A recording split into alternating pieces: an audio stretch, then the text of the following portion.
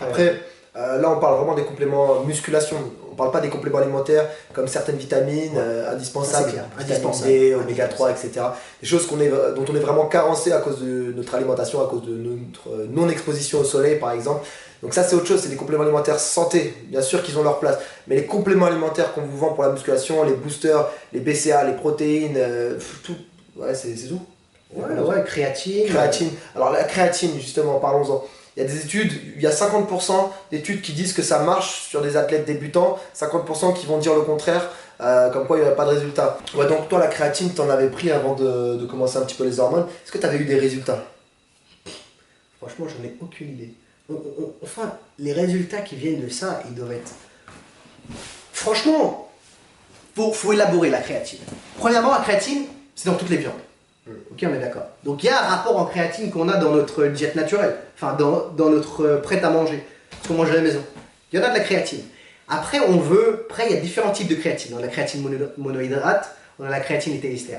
Après, la créatine la plus connue, c'est la monohydrate. La éthylester, apparemment, c'est pour la force, c'est ce qu'on nous dit, on vous vend ça, c'est pour la force. La monohydrate, c'est pour le gain de masse et tout ça. Apparemment, ce qu'ils disent que la créatine monohydrate, ça fait, c'est simplement, ça va grossir le muscle, ça va ramener de l'eau.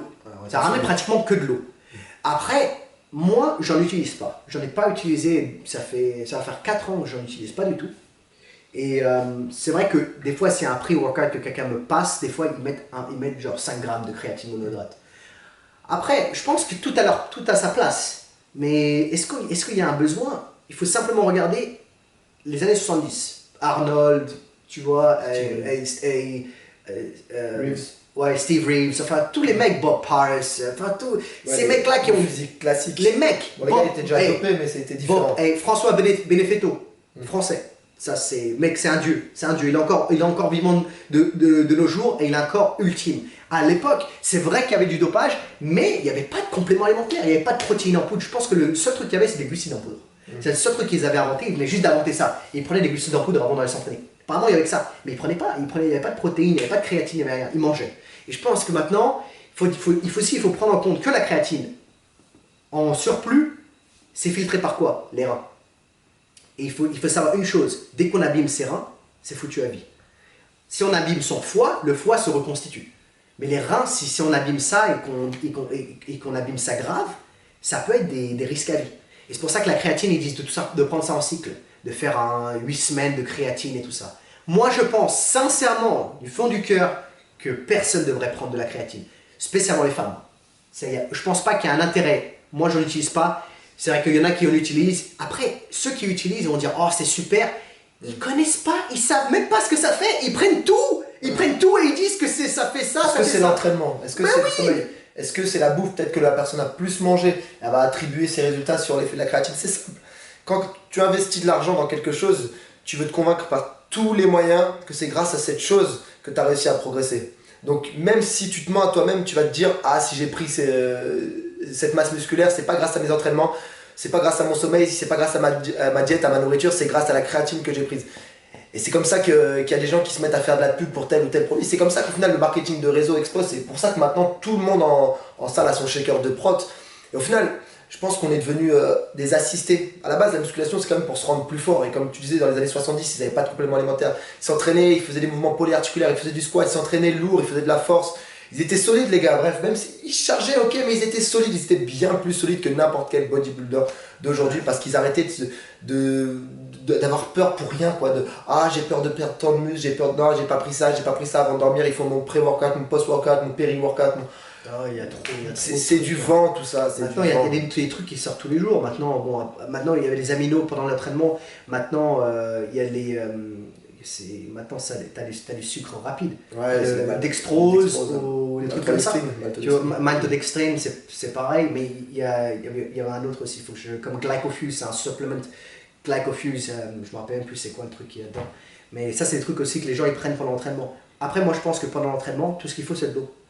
Moi, sincèrement, tout ce que je prends, c'est de l'eau. Il y a pas vraiment. Je vois des gens même dans la salle hein, qui prennent une bouteille de jus de fruits. Ok, et ils te mixent ça dans de l'eau et ils boivent ça pendant la séance. Alors ça te déhydrate encore plus, c'est ça? C'est ça que ça fait C'est surtout que ça te fait un pic de glycémie. Ouais, Tu vas être crevé, tu vas avoir une hypoglycémie réactionnelle. Et sans parler du fait que malgré tout, tu as un processus digestif qui va te fatiguer. Parce que si tu t'entraînes, il faut toute ton énergie pour tes muscles. Et pas d'énergie qui est prise par la digestion. Donc quand on bouffe tous ces compléments alimentaires, même si c'est liquide, ça peut être liquide et complexe, c'est-à-dire non prédigéré quoi. Quand vous mangez des protéines, même si c'est liquide, même si c'est en poudre, c'est pas encore digéré. Tout ça, ça demande un processus de digestion et même si c'est déjà digéré comme les BCA, c'est déjà des acides aminés, ça demande de l'assimilation et l'assimilation, ça demande de l'énergie malgré tout. Donc si vous assimilez quelque chose, si vous digérez quelque chose, c'est de l'énergie en moins pendant vos entraînements tout simplement. Ouais. Et moi, le truc que je déteste le plus, c'est les barres de protéines. Alors ça, c'est un truc que je suis complètement... Maintenant, il y a Mars, ils se sont mis, il y a des protéines barres de Mars, apparemment ça goûte, les gens m'ont dit, hein. Moi j'ai pas essayé, peut-être que je devrais juste pour voir ce que... Les gens disent que c'est encore plus bon qu'un Mars. Le Mars protéine est encore plus bon qu'un Mars. C'est saveur des trucs. Non mais c'est incroyable à quel point maintenant tout doit être protéiné. Maintenant, les pâtes c'est pas assez, il faut les pâtes protéinées. Maintenant, il y a des pâtes protéinées. C'est ça. Ouais, pâtes protéinées. Je te jure, c'est vrai. Ah, je te jure. C'est Dr Zach. C'est pas encore venu en France. Dr Zach, c'est la marque, ils font des pâtes protéines. Et c'est horrible, hein. Moi j'ai goûté, hein. C'est pas bon du tout. Mais c'est des pâtes protéines, parce que maintenant on veut un surplus de protéines. Alors que de la protéine, si tu l'utilises pas, ça devient du gras. Donc t'as intérêt à prendre assez de protéines juste pour faire tes trucs, ce que t'as à faire, gain de muscle et blablabla. Mais après, il faut pas en prendre trop. Et les femmes qui prennent des shakers de protéines après l'entraînement, qui prennent des barres de protéines, et ils se disent, écoute, mon cul il grossit, écoute, tout grossit, ma belle, tout grossit, hein. C'est horrible. Ça commence à être les gens, écoute, si vous voulez faire du bodybuilding et tout ça, tout simplement, il faut de la nourriture. Et si vous êtes, par exemple, si c'est pas si dur que ça, il faut préparer quelques repas à la maison. Si vous sortez pendant la journée, vous allez faire un truc d'entraînement et vous allez voir des amis et tout ça. Tout ce que vous allez faire, c'est mettre un petit plat en boîte. Un petit plat en boîte.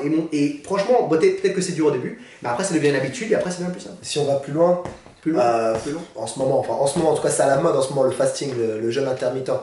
Il y a des études qui montrent que en s'entraînant à jeun, on augmente son taux de testostérone, son taux d'hormone de croissance naturelle. Donc peut-être que ça va être amené à changer. Après, c'est des études pour l'instant. Moi, j'ai déjà fait ce genre d'expérience. J'ai pas les mêmes sensations quand je m'entraîne à jeun, en tout cas pour des entraînements qui sont un petit peu plus longs. C'est sûr que mes premiers mouvements vont être, je vais les faire sans problème.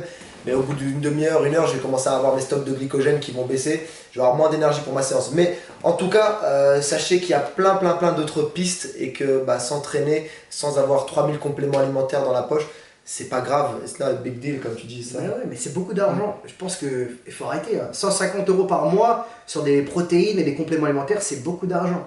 Il faut pas. Moi, je pensais à vous quelque part parce que je suis un peu dans les mêmes bottes. On n'est pas là, on n'est pas PDG de Danone. Hein. Et 150 €, c'est pas mal d'argent. Des gens dépensent encore plus que ça. Ils dépensent plus que ça. Si on fait amino, ça peut aller, la facture peut augmenter. Hein. Et je pense que oui, on a les protéines après l'entraînement, on a la caséine pendant la nuit. Enfin, si on commence à tout acheter, après on s'arrête tout. Et après, il y a toujours quelque chose de nouveau, et après, on devient des drones. Ouais, on achète. On a des pigeons, c'est comme ça. Non, c'est vrai. Pigeons. Moi, quand j'achète une paire de Nike, c'est pareil, je suis un pigeon. Mais il faut le comprendre. Il faut le comprendre, il faut l'accepter. Voilà, c'est ça. Ouais, mais après, la paire de Nike, elle va être sur tes pieds, elle va t'aider. Elle va pas faire mal à la santé, surtout. Ouais, parce que malgré tout, c'est pas anodin, les compléments alimentaires. Et je pense même que, en fait, l'épidémie, elle vient pas du dopage par les hormones, mais elle vient plutôt des compléments alimentaires. Donc ce que je dis, ça va peut-être paraître fou, mais au final, il y a plus de gens qui prennent des compléments alimentaires que de gens qui se dopent. Et les gens qui prennent des compléments alimentaires, étant donné que c'est anodin, on se dit que c'est pas dangereux, les gens en prennent n'importe comment et augmentent bien plus leur risque de développer des maladies que ceux qui font ça intelligemment et qui prennent des hormones. Voilà. Je pense qu'on peut conclure. Clairement. Ouais. Rien d'autre à dire. Donc voilà, Les compléments alimentaires, ça pue sa mère.